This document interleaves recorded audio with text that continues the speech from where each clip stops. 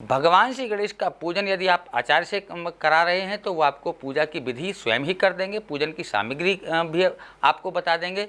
लेकिन अगर आपकी सामर्थ्य नहीं है कि आप भगवान श्री गणेश का पूजन करने के लिए किसी आचार्य को बुला सकें, तो आपको चाहिए कि अपने घर रोली से, चावल से दूर्बा, लड्डू या मोदक भगवान श्री गणेश के लिए ला करके भगवान श्री गणेश के लिए मोदक ला करके अपने हाथ से भगवान श्री गणेश की पूजा करके, भोग लगा करके, भगवान की आरती करके भगवान से प्रार्थना करें, भगवान हम आपका आवाहन पूजन नहीं जानते हैं, आप हमारी इसी पूजा से प्रसन्न हों।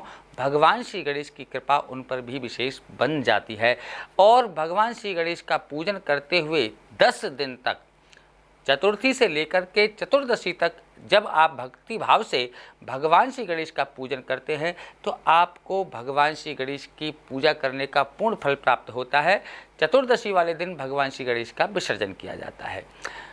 भक्ति और भाव के साथ में ध्यान रहे, जब आप प्रतिमा को लेकर के आवें तो भगवान श्री गणेश की प्रतिमा कहीं खंडित ना हो, इस बात का आपको विशेष ध्यान रखना है। खंडित प्रतिमा का चयन नहीं करना है। जिस प्रतिमा को आपको आमंत्रित करना है, ये पूर्व में ही देख लेना है कि आपकी प्रतिमा जो आप चयन कर रहे हैं कहीं से उसका कोई अंग प्रत्यंग खंडित तो नहीं है, टूटा तो नहीं है, चटका तो नहीं है। अगर आप ऐसी टूटी प्रतिमा का चयन करते हैं तो आपको उतना फल प्राप्त नहीं होता। खंडित प्रतिमा का चयन नहीं किया जाता है। इसीलिए आपको चाहिए कि भगवान श्री गणेश की जो प्रतिमा का आप चयन करें, आप उस प्रतिमा का भली भांति परीक्षण कर लें। उसके बाद में जब उस प्रतिमा को आवाहित करें, आमंत्रित करें, अपने घर पर ला करके विधि विधान से पूजन करें। सावधानियां बरतें, अशुद्धि वाले हाथ भगवान श्री गणेश से न लगावें। स्वच्छ स्थान पर ही भगवान श्री गणेश को स्थान दें। ऐसे स्थान पर भगवान श्री गणेश की प्रतिमा को विराजमान कराना चाहिए जहाँ पर आपके घर आने वाले जो भक्तगण होंगे या आपके मेहमान होंगे उनका आवागमन विशेष ना हो। ऐसी जगह पर भगवान श्री गणेश की प्रतिमा का आप स्थापन करें।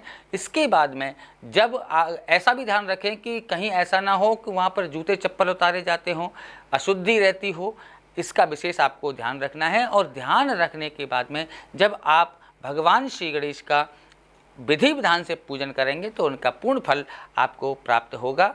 नित्य प्रतिदिन भगवान श्री का नियम है कि आपको प्रातःकाल स्नान ध्यान करके भगवान श्री का व्रत पूजन करना है, आपको आरती करनी है। कर्पूर आरती अवश्य करें।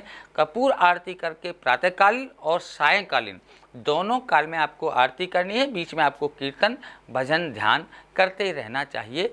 यही भगवान श्री गणेश की पूजा का विधान है।